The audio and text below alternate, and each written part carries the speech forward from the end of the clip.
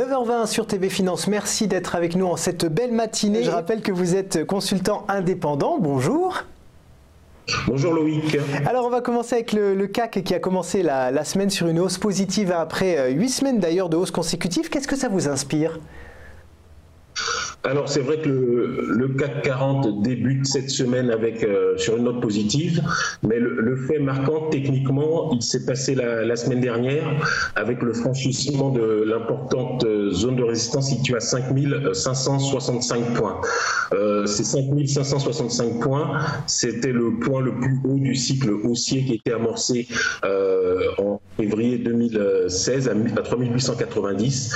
Donc en cassant cette résistance, le CAC a marqué la reprise de ce cycle haussier. Alors, du point de vue des vagues d'Elliott, la cassure des 5565 points oblige à réviser la décomposition qu'on avait proposée jusqu'ici. On doit maintenant considérer que le CAC a amorcé la 5e vague de ce cycle haussier dans la zone des 5040 points, 5045 050. Donc le point bas qui a été atteint, le niveau de rebond qui a été touché il y a 2 mois. Alors du coup, quels sont les objectifs à la hausse ? Alors donc les perspectives sont haussières donc pour le CAC pour les semaines à venir, avec un premier objectif à 5795 points et ensuite à peu près 100 points plus haut. Ceci dit, à court terme, il faut être prudent. Le CAC a dessiné sur une base daily, on peut le voir sur un graphe en données quotidiennes, un harami, une configuration japonaise qui appelle à une pause, voire à une correction. Donc cette configuration est dessinée vendredi dernier. Et en plus, du côté des indicateurs techniques, on peut le voir au bas du graphe en données hebdomadaires que vous avez à l'écran, que le CAC teste, enfin le RSI teste une droite de résistance potentielle. Donc tout ça, ça incite à la prudence à très court terme. On pourrait avoir un repli de manière à consolider donc les 8 semaines de hausse. Il s'agira d'un repli technique. Alors justement, jusqu'où ce repli technique pourrait faire redescendre le CAC ? Alors, on pourrait, dans le cas le moins baissier, se stabiliser quelques semaines au-dessus des 5565 points, la résistance qui a été franchie la semaine dernière, qui maintenant est considérée comme une zone de support. Donc on peut se stabiliser 2 semaines, 3 semaines au-dessus de cette zone de support. Mais compte tenu de l'amplitude de la hausse à laquelle on a assisté depuis les 8 dernières semaines, il n'est pas exclu que le CAC descende plus bas pour aller chercher la zone des 5365 points. 5365 points, c'est la ligne de coup du double bottom qui est ici dans la zone des 5040. Donc cette ligne est maintenant considérée comme une zone de support. Donc on est exclu que le CAC redescende jusqu'à 5365 points, tester cette zone de support avant de reprendre le chemin de la hausse, donc revenir ensuite à au-dessus des 5565 points pour ensuite viser la zone des 5008 et 5009.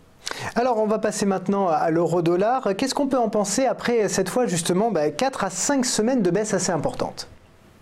Alors c'est vrai, baisse importante les dernières semaines. Hier on a ouvert la semaine aussi sur une note négative. Donc l'euro-dollar a prolongé le mouvement baissier qui a été commencé en début d'année, enfin en février, avec à 1,2560 et qui s'était accéléré après la cassure de la droite qui soutenait la parité depuis droite qui est tracée en rouge sur le graphe en données hebdomadaires qui s'affiche. Donc, début de semaine plutôt baissier, mais on voit que l'euro-dollar a testé et tente de rebondir sur la zone de support des 1,1710, 1,1715. Donc, cette zone de support correspond au premier retracement de Fibonacci de toute la hausse de 1,0340 à 1,2560 et au niveau de rebond de décembre 2017. Donc, il faut s'attendre à un rebond de l'euro-dollar sur cette zone. Alors justement, est-ce que c'est un rebond qui sera durable ou est-ce que ça va marquer justement la fin de cette baisse qui a été initiée au mois de février, quoi ? Il faut peut-être prudent parce que d'un point de vue on va dire d'un point de vue éliotiste, l'euro-dollar n'a pas épuisé tout le potentiel de baisse du mouvement qui était amorcé à 25,60. On pour redescendre jusqu'à 1,1555, donc le niveau de rebond de novembre 2017, on pourrait redescendre jusqu'à ce niveau. De plus, un rebond à lui seul ne suffit pas à considérer qu'une tendance est inversée, une tendance baissière est inversée. Il faut en plus de cela des signaux, un signal de retour de tendance, l'apparition d'une droite de support ou un signal des indicateurs techniques.